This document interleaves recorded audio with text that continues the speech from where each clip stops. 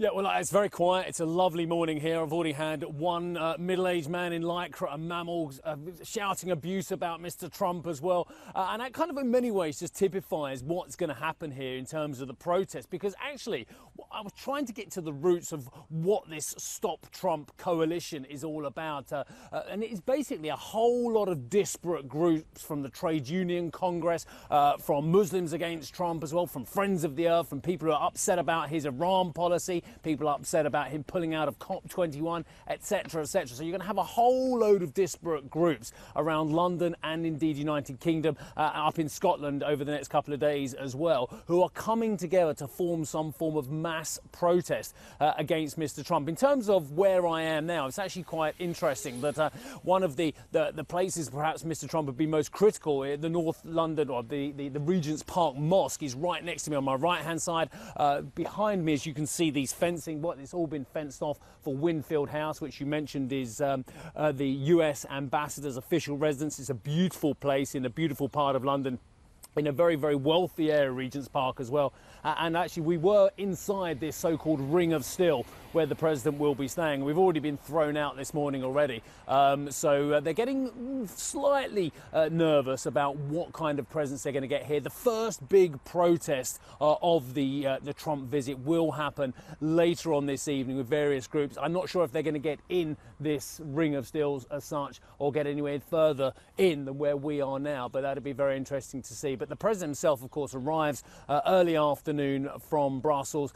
He'll be arriving at one of the third London airport, really, Stansted, which is in Essex, and then he'll fly in his helicopter into the grounds of Winfield House, and this will be his base while he's in London. From there, as you mentioned, he'll be going to the palace that was built by actually our greatest general of all time, not Wellington, John Marlborough, of course, the John Churchill, the Duke of Marlborough, and he'll be eating there with various dignitaries this evening, businessmen, we understand, and then flying back to Winfield House this evening where he'll be staying. But he won't actually be moving around the streets of London in the Beast as such as well. It's been very carefully coordinated, his visit, so that he doesn't see hardly any of these huge protests that are expected. And the protests really rev up tomorrow. Perhaps one of the most controversial, and the one that Joe Kernan on our sister show pulled me up on the other day, is the baby blimp, the baby Trump, which is this 20-foot high blimp, which is going to be allowed to be erected in Parliament Gardens between 9:30 and 11:30 a.m. Sadiq Khan finally allowed that to happen from the Greater London Authority, the mayor,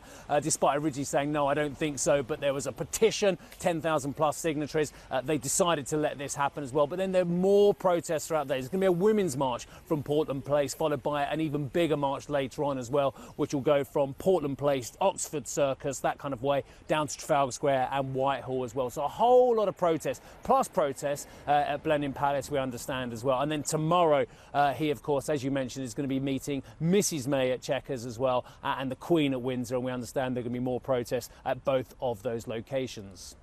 Steve, that baby blimp is causing quite a bit of controversy, but what about the man himself, the president? Already we've seen the first onslaught at NATO as he took on the Secretary General and called out Germany.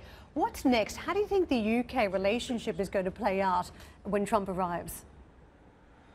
Yeah, I think Mrs. May must be absolute terror of what he's going to say. You can just see some of the police presence building up a little bit behind me here as well.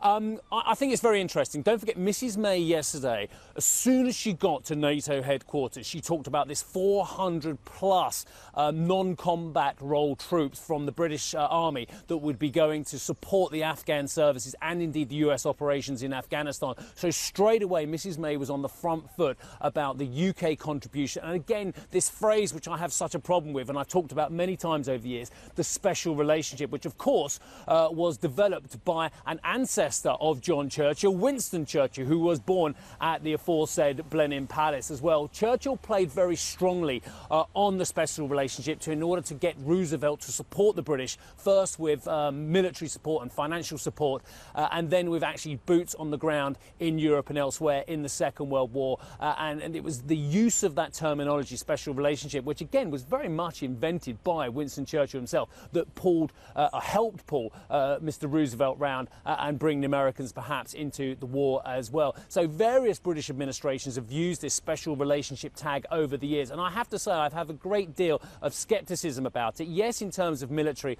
and indeed security operations, we do have a lot of close links with the United States as well, but in terms of special relationship economically, diplomatically, politically as well, I think it's a great stretch to say that Britain has better terms than many other places and many other countries around the world. So what Mrs. May will want, she'll want support from Mr. Trump on that special relationship, but she'll also, let's be very honest about this, she wants support and mood music towards a trade deal as well, because she's in a very difficult position. I've already been in Westminster this week talking about that. Mrs. May's in a very tricky position. A perfect meeting from Trump would be Mrs. May getting some form of thumbs up from the president, both on defence and indeed on trade.